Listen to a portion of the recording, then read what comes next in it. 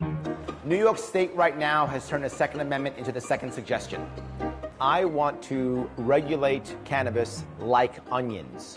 It's sort of ironic. Larry Sharpe supports legalizing marijuana and the rights of gun owners, key issues popular on the left and right. And he's polling at around 3%. I'm trying to make New York a better place. It is literally in a death spiral. Sharpe is running for governor of New York as a libertarian. And even in the era of polls getting things very, very wrong, his victory seems like a long shot. So why is it that third-party candidates can't succeed in American politics? How are you? The system is set up to crush you. They immediately assume if you're not R or D, they shouldn't look at you. What is the biggest barrier? Is it money? Is it media? Is it... It's the system itself. Politics in general is a rich man's game, right? It's made for someone who either is part of the establishment and the establishment supports them, or you're wealthy. So it all comes down to money, right? Well, not necessarily. Hi, this is Simone from NBC News. We called up Donald Green, a political science professor at Columbia University, and he says funding is just a small part of the problem. For starters, our electoral system gives no benefits to candidates who come in second or third. This can kind of be explained by this term Duverger's law. Yes. Duverger's law is a proposition that says if you're awarding one office, you tend to have two parties vying for that office. In other words, the way a country's electoral system is set up determines how many parties it will have. The odds of winning an election in this type of winner-take-all system are much higher when there are only a few parties. The alternative is a proportional representation system. So if a third party wins 20% of a district's vote, it gets 20% of that district's seats, right? Well, now in the States, if a third party wins the same 20%, it gets zilch. It doesn't help that most Americans think of third-party candidates as, well, outsiders. You know I'm Larry Sharpe, right? Yeah. Oh, right, you know, good, awesome. I want to get out, shake hands. It's got to be grassroots is what you're saying. There'll be a good messenger who will get out there. Shame on any politician who will say, we got to find ways to fund the MTA. Shut up! His campaign strategy is simple. Hit all the towns his better-known opponents won't visit. The person who shows up at my event is the person who shows up in that voting booth. His team live casts 3 or 4 times a day as he hammers his message home, then repeat and repeat.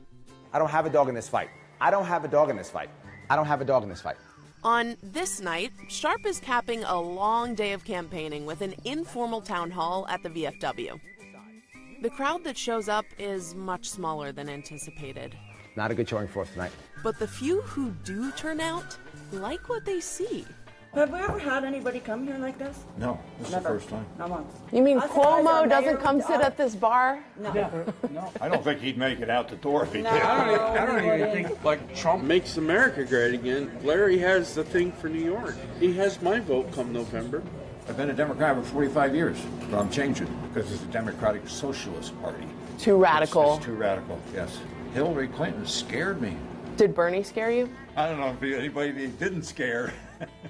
It's been so hard for anyone who's not a Democrat or a Republican to succeed. You think now is the time when it could happen? It's probably the best time right now. Linda, Bill, and Philip are hopeful, but realistic. They know their support may not be enough to get a no-name candidate elected. They're stuck in their ways. They vote Republican because that's what they do. What is the harm of me being on a ballot other than I may hurt an establishment candidate? Well, Nothing. that's supporters of those establishment candidates would say that people who cast a vote for you, that's a protest vote that takes away So what? from... That's called your right to vote. You have a right to protest vote. Yeah, but some say those protest votes do more harm than good. Basically, that third-party candidates are spoiler candidates who only serve to push ideological opponents into office. Teddy Roosevelt, who had already been president as a Republican, lost the 1912 election under his own Bull Moose Party and helped put Democrat Woodrow Wilson in the White House. Bush must win Florida.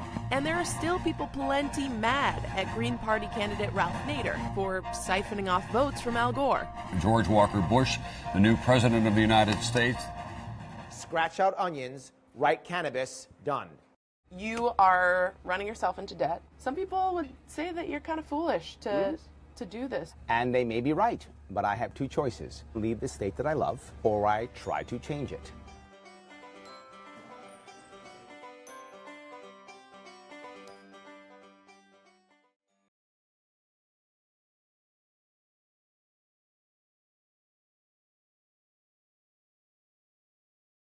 Hey, NBC News viewers, thanks for checking out our YouTube channel. Subscribe by clicking on that button down here, and click on any of the videos over here to watch the latest interviews, show highlights, and digital exclusives. Thanks for watching.